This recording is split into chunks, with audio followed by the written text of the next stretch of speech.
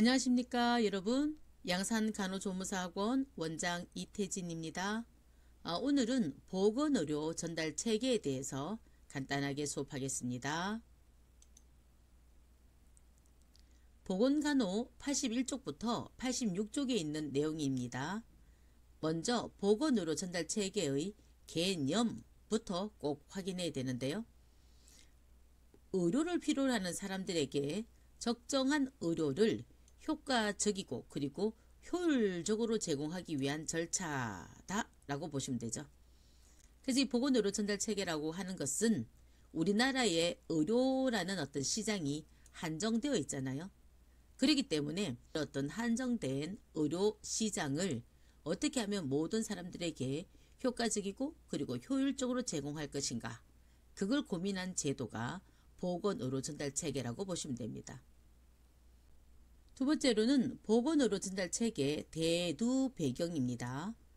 첫 번째로는 의료기술의 향상과 그리고 의료인력의 전문화와 고급화 추세인데요. 그래서 의학기술의 발달로 우리나라의 의료기술과 그리고 의료인력들이 굉장히 전문화되었고 고급화되어 있기 때문에 보건의료 전달 체계가 필요하게 되었고, 두 번째로는 이런 전문화된 인력이 불균형적으로 분포되어 있다는 거죠.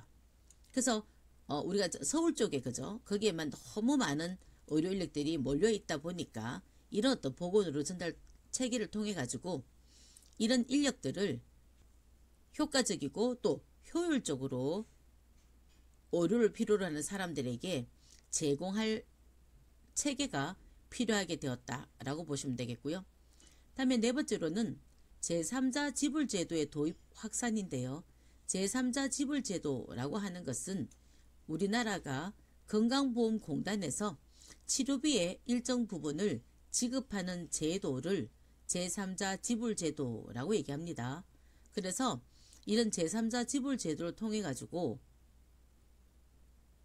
치료비에 대한 부담이 좀 다운이 되고, 그러다 보니까 국민들의 의료 서비스에 대한 필요성이라든가 또 의료 서비스에 대한 욕구가 더 많이 생겼기 때문에 이런 보건의료 전달 체계가 필요하게 되었고요.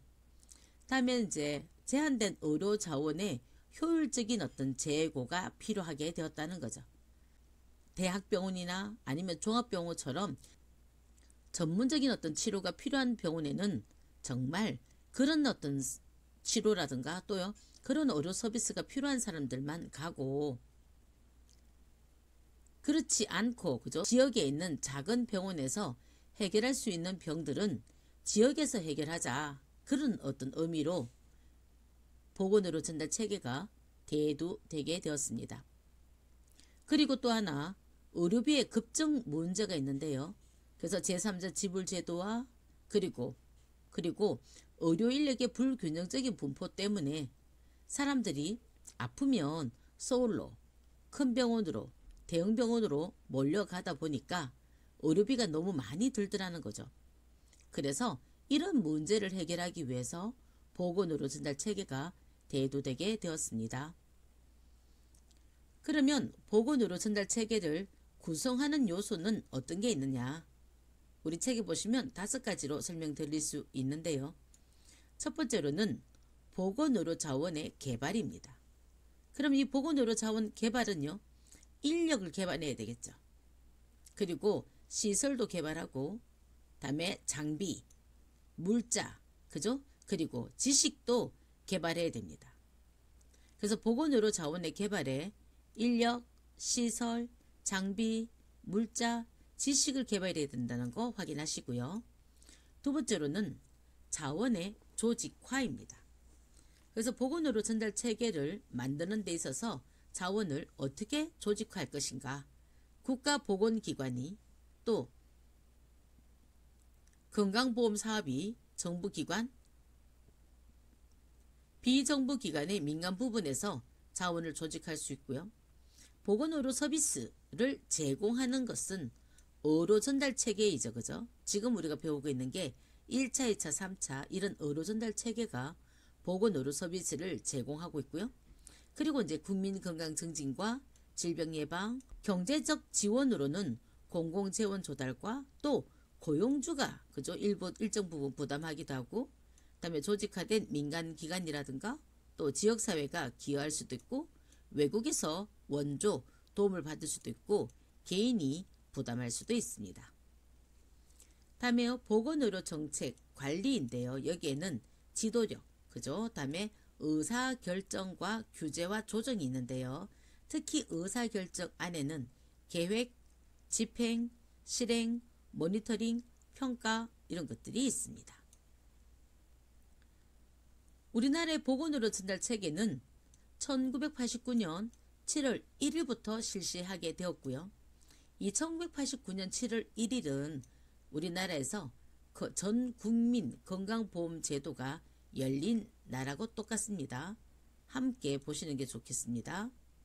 다음은요, 보건의료 전달 체계, 그죠? 1차 진료 단계, 2차 진료 단계, 3차 진료 단계, 그리고 1차, 2차, 3차 진료 단계하고 상관없는 특수진료병원을 소개하겠습니다. 자, 첫 번째로는 1차 진료 단계인데요.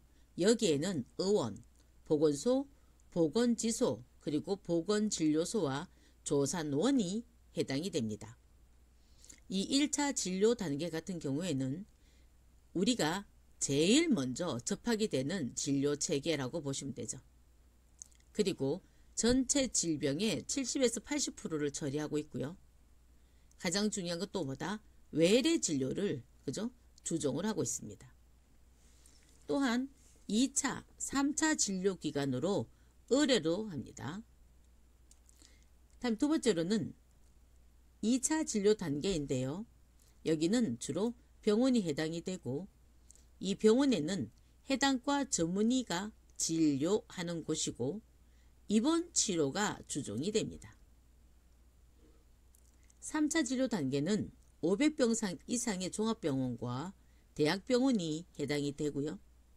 1차 진료 단계나 또 2차 진료 단계보다 좀 더 분화된 전문의의 서비스를 받을 수 있고, 입원 진료와 그리고 의학 교육 그리고 연구를 담당하고 있습니다. 아까도 말씀드렸던 1차, 2차, 3차와는 다른 특수진료병원이 있는데요.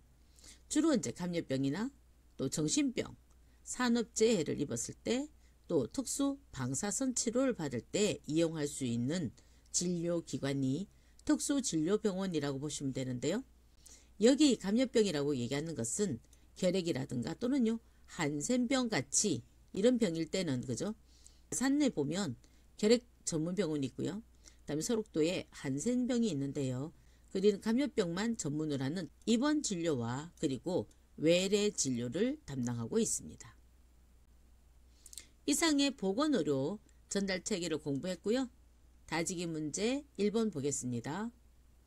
체계적인 보건의료 전달이 대두되게 된 요인으로 옳지 않은 것은 했는데요. 이 중에서 옳지 않은 것은요,